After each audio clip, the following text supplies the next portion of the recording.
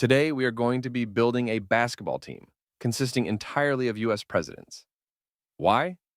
IDK man, you clicked the video, so apparently it wasn't the worst idea. They can be from any time period. The only criteria is that they must be one of the 46 presidents of the USA. Luckily for us, there are some pretty ballin' commander-in-chiefs to choose from. Politics will be completely ignored because we don't care if he's red or blue. All we care about is if that motherfucker is green. Will your favorite historical figure be picked up?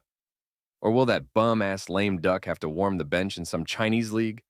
Buckle up, bitch face, because you are about to find out. Now, presidents are pretty tall on average, and a lot of them are decently athletic. However, it's also unfortunately kind of true that a lot of them have the cognitive and physical prowess of a paraplegic sloth by the time they were leading the free world.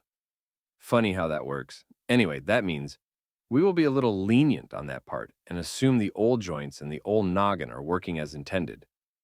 We will also be drafting based on the potential fit for a 5-man starting squad with an honorable mention bench.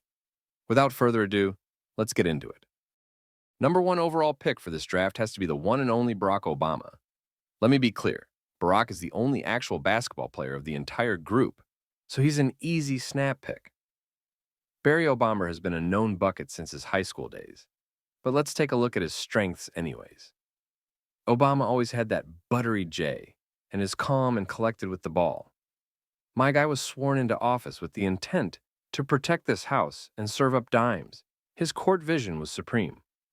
Obama stands at a respectable 6'1", and you just know he can fire off a tomahawk jam like an offshore cruise missile when a show of force is necessary. He's got handles and takes Obamacare of the ball. The commander-in-chief he took over for, George W. Bush, couldn't handle a rock to save his life. Bush let 2 of his tallest centers get taken out when Team Al-Qaeda crashed a few boards that fateful day in 2001. That sparked travel bans on a lot Middle Eastern airline companies. Air Jordan was thankfully allowed an exception, so Obama can still stroll off Air Force One in his Air Force Ones and Force N1s. Light work for the first black prez. Speaking of the big man that will be joining Obama, it is none other than Obama's favorite president. We are going to go with 6'4", Honest Abe as our position 5, with the 2nd overall pick. Lanky Lincoln is our tallest president, and grew up on a farm in a log cabin, so he had that wiry bastard strength.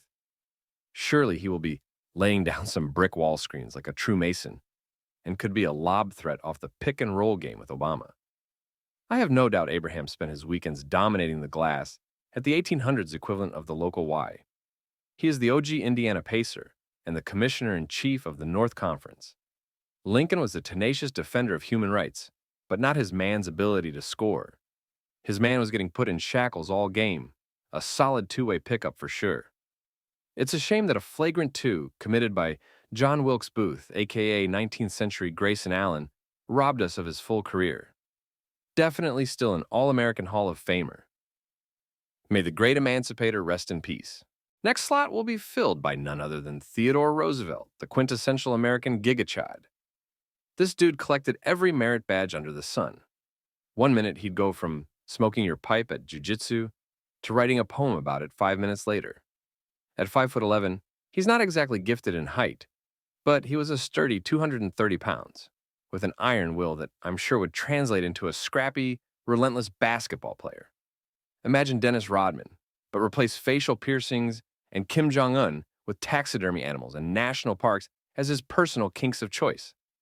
Telescope Teddy was a deadly shooter in his own right, and might just carry that range onto the court. Big game was a specialty, so the man will turn up in the playoffs. Teddy's going to slot in as our small forward at the 3 spot and be a utility player that can do it all. Fittingly, his same spot on Mount Rushmore and right next to his big homie Abraham. Coming in as the starting power forward, we are picking up Michigan State football star Gerald Ford. F350 was on that super duty shit playing both center and linebacker for the team, and even had multiple offers from the NFL. He turned those down to double up on modeling and law school at Yale. I never knew Big G Ford was this amazing at life. Ah, damn. At 6 feet, he's not the tallest 4 spot you've ever seen, but good luck moving this guy in the post. Jerry gets to his spot, Big body's a scrawny-ass defender and delivers easy buckets. Between him and Teddy, the other team is going to get abused like 1950s housewives. Rounding out the final spot on our starting squad, we are looking for a good two guard.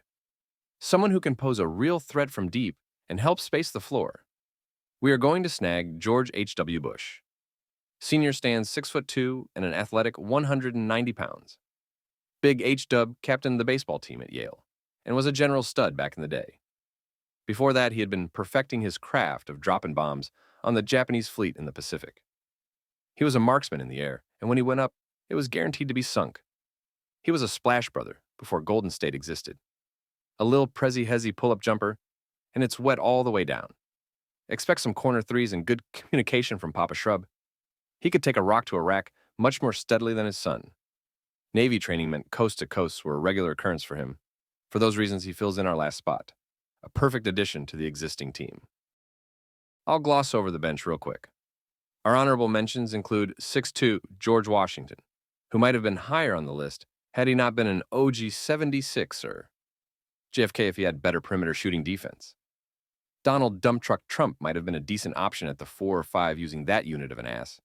But ultimately, he was a bit more orange than green for my liking. FDR might have been a good choice if we were running in a wheelchair league, but I would put him as coach if that was an option.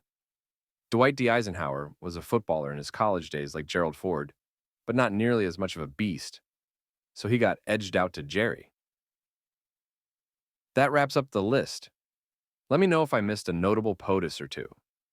Are you running a different 5?